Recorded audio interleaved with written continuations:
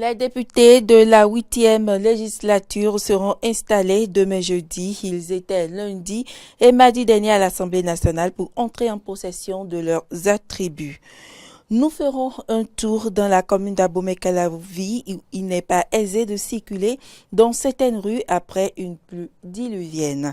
Et puis au Soudan, les manifestants célèbrent l'accord sur une transition politique de 3 ans pour la mise en place d'un pouvoir civil.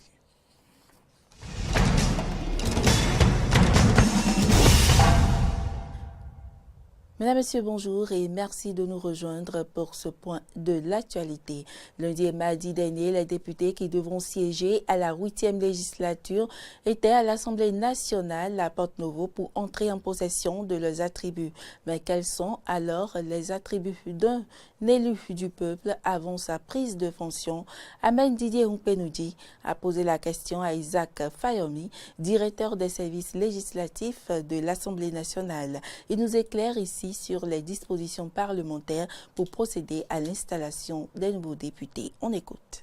L'article 3 du règlement intérieur dit qu'en début de législature, l'Assemblée nationale est convoquée par le doyen d'âge. Le doyen d'âge s'entend le plus âgé de tous les députés élus. Le bureau d'âge est composé également de 2 plus jeunes députés, c'est-à-dire les moins âgés, dans l'ordre.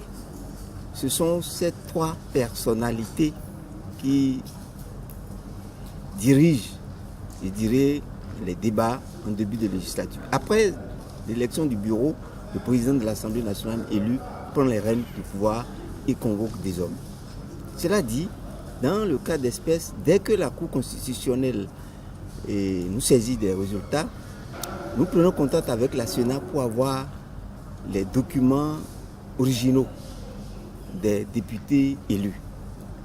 Dans le cas d'espèce, nous avons eu ces documents avec les différents âges des députés, les différentes dates de naissance. Et c'est ça qui nous a permis de classer et de comprendre que c'est le député Zoumarou Bodawali qui est élu comme député doyen d'âge. Et les 2 plus jeunes députés également, nous avons leur liste. Il n'est pas président de l'Assemblée nationale, il est doyen d'âge, dit le règlement intérieur. Et c'est lui qui nous donne des instructions pour savoir comment inviter. Alors, avant ça, en amont, nous invitons les députés élus par voie de presse à se présenter. Et nous mettons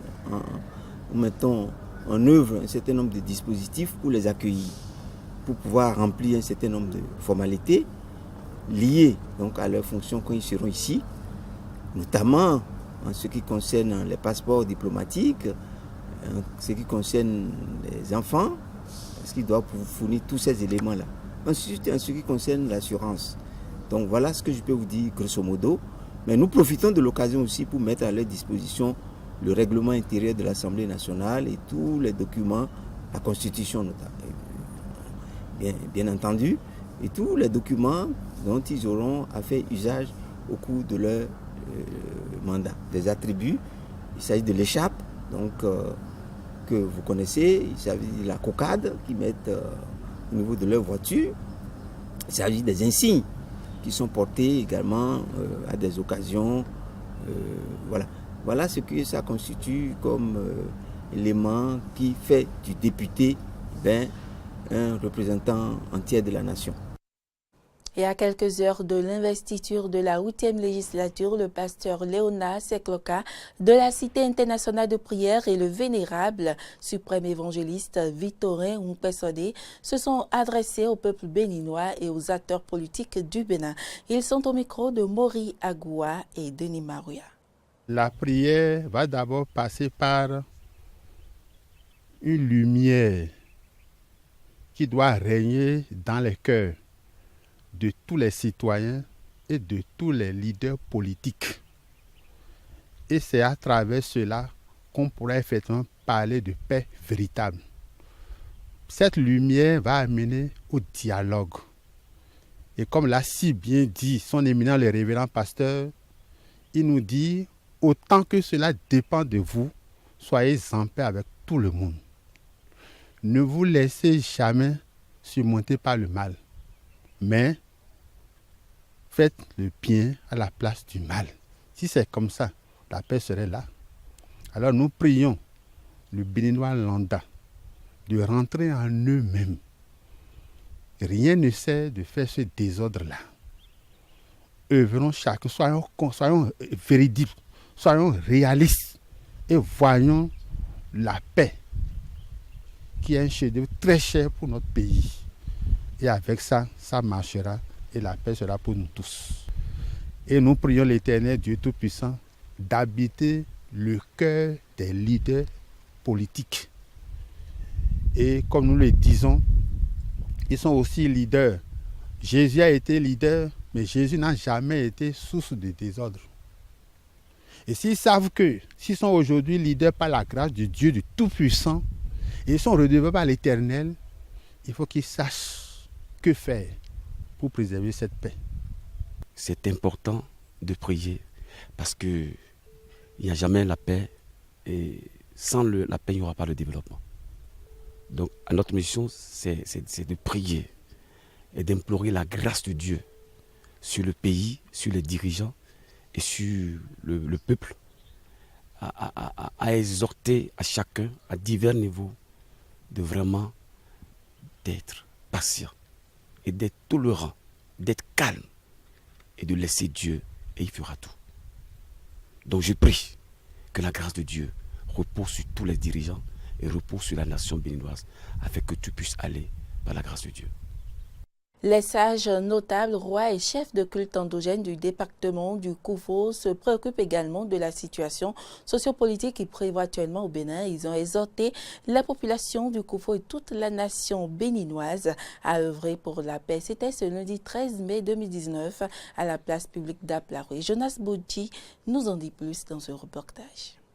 À l'issue des élections législatives du dimanche 28 avril 2019, nous avons noté avec grand regret les violences qui ont eu lieu pour vouloir tuer le destin de notre démocratie chèrement acquise.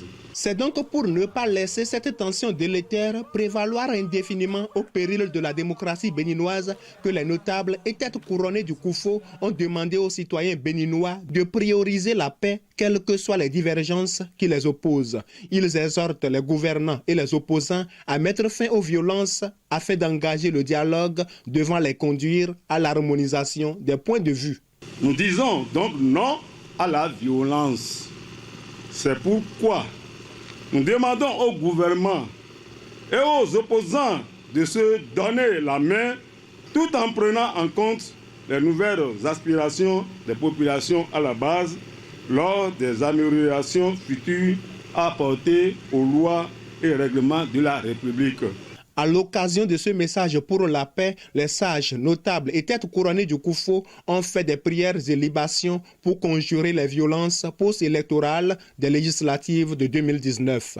Aussi ont-ils procédé à des rituels pour éteindre à jamais les flammes de la violence au Bénin. Que ce soit mouvance, que ce soit opposant, nous sommes des frères et sœurs au Bénin.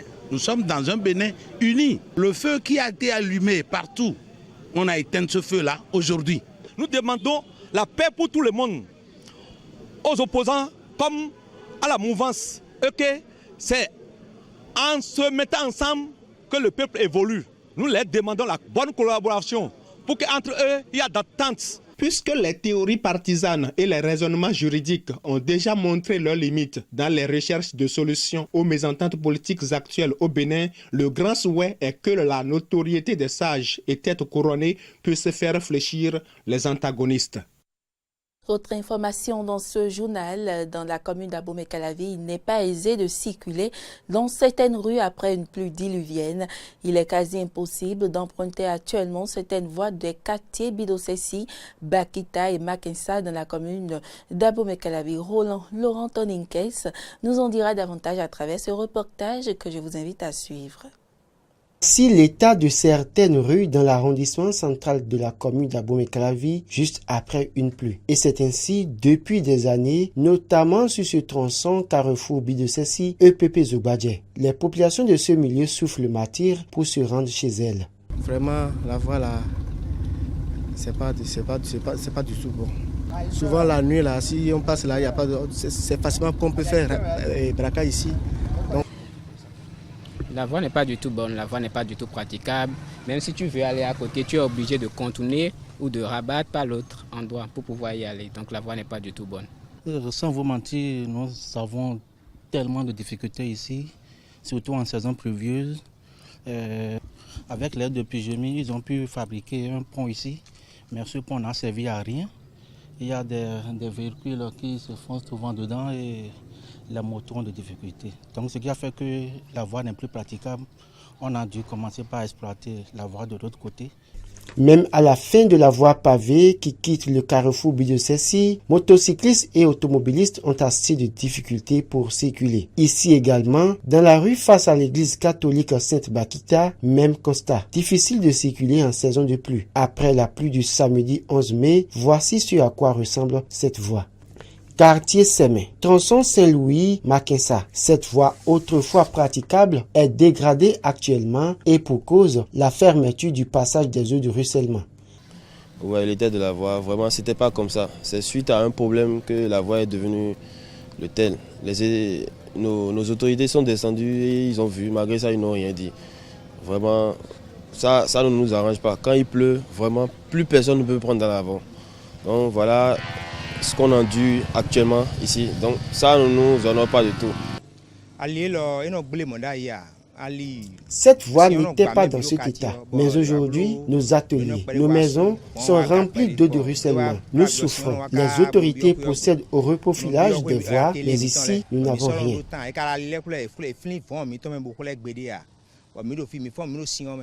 Voilà ce à quoi sont confrontées les populations de certains quartiers de la commune d'Abomey-Calavi. Elles interpellent les autorités communales ou étatiques qui pourraient les aider en reprofilant les voies ou en les incluant dans les projets d'asphaltage pour soulager leur peine. Allons à présent à la découverte d'un métier, la sculpture sur bois, un métier qui nourrit l'homme, selon les artistes interrogés dans ce magazine de Cano François Ngbedi-Rinto et de Fréjus Fiossi. C'est de faire un porte-lunettes. C'est le début ça. Je viens de commencer ça à peine. Donc avec le temps, vous voyez, vous allez voir ce que ça va donner tout à l'heure. Œuvre des Atinpator, qui signifie littéralement tailleur de bois enfant. La sculpture sur bois est une technique qui consiste à façonner le bois. Œuvre purement artistique, elle peut se faire de deux manières. Romain Amezonquin, sculpteur sur bois rencontré à l'atelier commun du centre de promotion de l'artisanat, nous en parle. La sculpture abstraite, c'est une sculpture, je pourrais encore le qualifier de filiforme. C'est une sculpture dont le regard n'est pas apparu, c'est la forme abstraite de la personne que tu vois. Ça, c'est une sculpture abstraite d'une femme africaine qui va au marché. Ça, c'est le début de la sculpture. D'une femme africaine, elle a un peu les hanches à l'africaine. D'ici peu, je vais sortir son bébé qui sera au dos et sortir les paniers sur la tête. Voilà la tête. Donc ce n'est que le début, c'est le début de la sculpture. Ça. Donc ça, c'est la sculpture d'une femme africaine abstraite. La deuxième manière est là de réaliser des statues. C'est la sculpture statuette. Ça, c'est les statuettes. Vous voyez, c'est un homme. Ça représente un homme africain qui revient du champ avec son régime de noix de palme sur la tête, sa roue sur l'épaule et sa machette avec la corde qui lui a permis de grimper sur le palmier. Avant d'obtenir le produit artistique fini, il va falloir prendre par plusieurs étapes selon Kokou Sounouvou, collègue de Romain Amezonquin. Il y a plusieurs étapes. Là maintenant je vais faire au moins 10 minutes pour tailler. Et après je vais monter sur le taux pour râper. Et après il y aura aussi la finition. On commence avec cartelé. C'est avec cartelé qu'on donne la forme de ce qu'on veut tailler.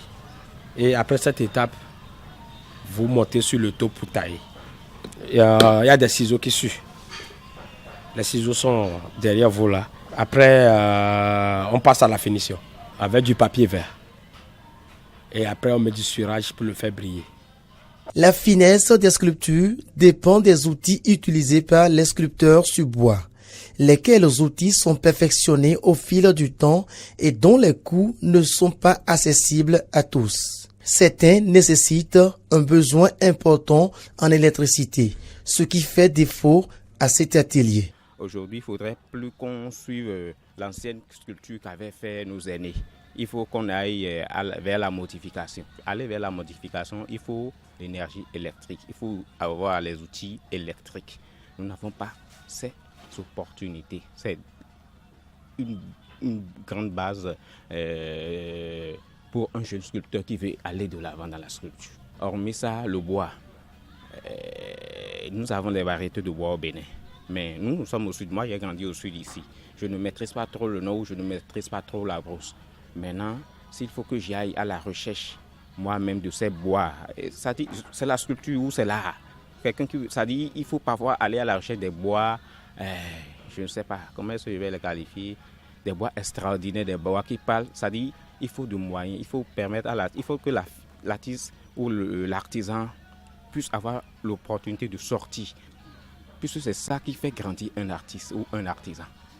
La difficulté majeure, c'est de comment faire pour persévérer dans le domaine et produire gros.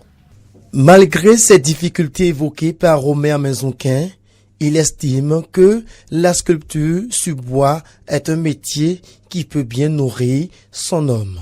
Un artisan se dit qu'il ne vend pas, c'est signe qu'il ne produit pas de bonnes choses. Puisque l'art, ça se vend de lui-même. L'art se vend, l'art s'impose. Donc, de ce côté, si un artiste ne veut pas de mes ventes, je lui dirais donc, tu ne travailles pas, tu ne bosses pas. Moi, c'est mon choix et c'est ma vie. Peu importe ce que me dira l'autre, lui aussi, il met sa vie. Il peut être fonctionnaire d'État, il peut être banquier, il peut être consort. Il s'y plaît aussi dans son domaine. Moi, je me sens à l'aise dans la sculpture. Ouais. Donc, je n'entends pas les gens dire oh non, ça, ce n'est pas mon problème. Devenu un enjeu économique parce que rapportant des devises grâce aux touristes, la sculpture sur bois est un métier à prendre au sérieux afin de le valoriser bien au-delà de nos frontières. L'actualité hors du Bénin, les manifestants soudanais célèbrent l'accord sur une transition politique de 3 ans pour la mise en place d'un pouvoir civil établi à l'issue de discussions marathon entre le conseil militaire au pouvoir et au Soudan et des représentants des manifestants. Certains se questionnent tout de même sur les garanties d'un tel accord. Nous sommes optimistes vis-à-vis de l'accord entre l'Alliance pour la liberté et le changement et le Conseil militaire, car il représente une victoire pour le peuple soudanais, une victoire sur les restes du régime évincé, une victoire sur les tentatives des pouvoirs régionaux de vaincre la révolution soudanaise. Ma seule question est, qui garantira cet accord? After nearly, après près de 15 jours de négociations, qui garantira sa mise en place? La Tour Eiffel, qui demeure un des monuments les plus visités au monde, fête ce mercredi son 130e anniversaire. Visite des coulisses de la tour, de ses entrailles à son sommet. Suivez. Un monde à la Jules Verne. Et tout en haut, culminant à 324 mètres, une floraison de 120 antennes. Cette charpente métallique de 7300 tonnes, c'est bien sûr la Tour Eiffel, une vieille dame de 128 ans. Fréquentée par 6 à 7 millions de visiteurs par an, elle demeure le monument payant le plus visité au monde. Pour éviter les quelques 1700 marches, rien de mieux que l'ascenseur. Dans les coulisses, Henri-Claude Pellier, un des 280 employés de la société d'exploitation de la Tour Eiffel, lance les premiers ascenseurs de la journée. On a énormément de capteurs, on a énormément d'informations qui arrivent sur l'ensemble de l'installation et c'est par ces superviseurs-là qu'on peut voir tout ce qui se passe. Vitesse des ascenseurs, 2 mètres secondes. Certains sont encore hydrauliques. Quant aux câbles, ils sont régulièrement vérifiés et échographiés. Et ils sont changés tous les 7 ans, comme pour la peinture de la tour. Niveau sol, Willem Dubellois accueille le public depuis plus de 10 ans. Ancien steward dans une compagnie aérienne, il prend désormais l'ascenseur pour survoler Paris.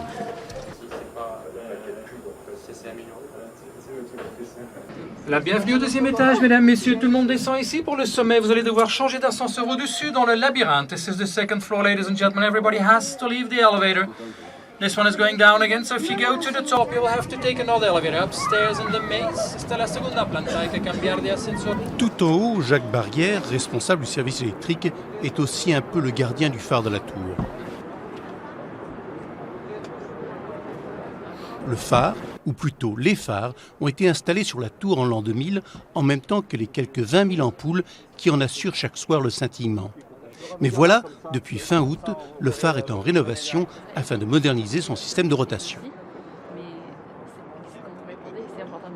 Ce sont ces 4 projecteurs qui tournent chacun sur un angle de 90 degrés. Et vu de l'extérieur, on a l'impression que c'est un rayon lumineux qui tourne autour de la tour Eiffel. En fait, il y a un automatisme qui va synchroniser le projecteur. Quand le projecteur arrive à sa position de fin de course, ici, donc le système passe une information au projecteur suivant qui, lui, va s'éclairer et le rayon continue à faire le tour. Le phare devrait à nouveau être visible dès le 10 octobre. Et puis en Indonésie, avec leur tête de bois aux yeux globuleux, leur corps en bambou habillé de vêtements aux couleurs vives et leurs cheveux hérissés faits de feuilles de cocotier séchées, les ondelles des effigies de plus de 2 mètres issues de la tradition locale Betawi apparaissent souvent au détour d'une rue de la capitale. À Jakarta, ces poupées sont le gagne-pain de plusieurs mineurs. Reportage. Cachée à l'intérieur d'une marionnette géante emblématique du folklore de Jakarta, Juniarti, une adolescente indonésienne, transpire à grosses gouttes en déambulant sous le soleil brûlant. La jeune fille, accompagnée d'une bande d'enfants, gagne sa vie en animant l'une de ses poupées colorées de plus de 2 mètres appelée Ondel Ondel. Je souhaite devenir hôtesse de l'air. Je veux aller à l'école encore. Mais qu'est-ce que je peux faire? Si je vais à l'école, personne ne pourra nourrir ma mère. Je me sens souvent triste quand je ne récolte pas assez d'argent pour payer la location de la marionnette. Je devrais de l'argent à mon patron. Le lendemain, je dois aller dans la rue et chercher à avoir plus d'argent pour recouvrir la dette.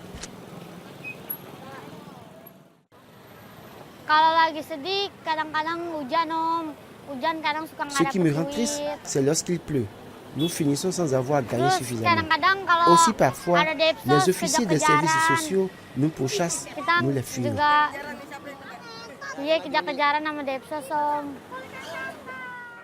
Traditionnellement convoquées pour les célébrations publiques ou privées, comme les circoncisions pour aider à éloigner les mauvais esprits, elles servent surtout aujourd'hui à amuser les passants. Les Ondel Ondel se déplacent en dodelinant en couple. Un personnage masculin, souvent au teint rouge vif et à l'épaisse moustache, et sa compagne au visage blanc et à la bouche rouge. Les enfants ne travaillent pas vraiment pour moi. Ils sont comme des freelancers qui louent les marionnettes. Ils sont environ 40. Dieu merci, au lieu de créer l'anarchie ou être arrogant, ils jouent les Ondel Ondel pour vivre. D'habitude, le Ondel Ondel apparaissait seulement pour les personnes qui ont de l'argent. Si on a de l'argent, on peut louer un Ondel Ondel pour une cérémonie de circoncision, par exemple. Mais aujourd'hui, il y a eu de petits changements et les Ondel Ondel sont dans la rue. Vous pouvez les montrer à vos enfants. C'est ce qu'on appelle un Ondel Ondel, une tradition Betawi. En période de Ramadan, les enfants espèrent que les habitants du plus grand pays musulman au monde feront preuve de plus de charité que d'habitude. Mais, même s'ils peuvent récolter jusqu'à l'équivalent de $20 par jour, ce n'est pas de l'argent facilement gagné. Et ce sera tout pour cette édition. Merci pour l'attention et à demain.